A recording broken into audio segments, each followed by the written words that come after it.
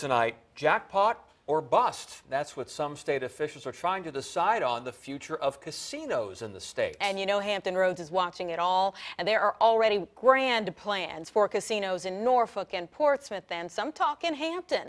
This afternoon, some top number crunchers shared their opinion on whether lawmakers should talk further about the plans. And 10 on your side's Brett Hall is in Richmond with it all.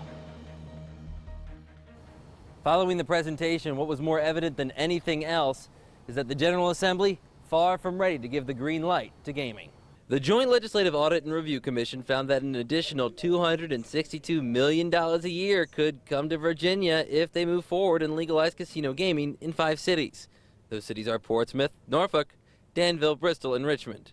And while the study found that those cities could all see job creation with new casinos, the study says be cautious, as many projections they've seen in other states far overpromise success of those casinos. Looking specifically at Hampton Roads, Jay Lark's staff found that Norfolk and Portsmouth casino proposals both likely couldn't survive when the tax rate reached a certain amount. That doesn't necessarily mean that a casino is not viable, just the larger, bigger capital investment resort-style casino contemplated in legislation is projected to be difficult to achieve at that higher 40% rate. State Senator Tommy Norman's reaction to that news?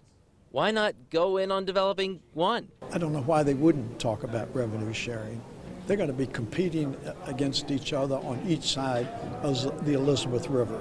Besides, what he and several other lawmakers expressed concern with is the oversaturation in the market. The study found horse racing revenue would likely take the largest hit if casinos move in. Okay, the General Assembly is going to authorize casino gaming and go to it.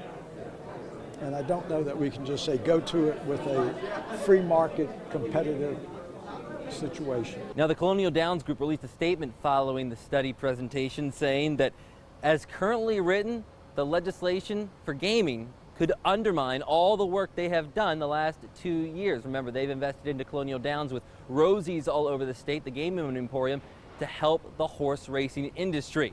Of course, gaming doesn't go anywhere until the General Assembly reconvenes in January. In Richmond tonight, Brett Hall, 10 on your side.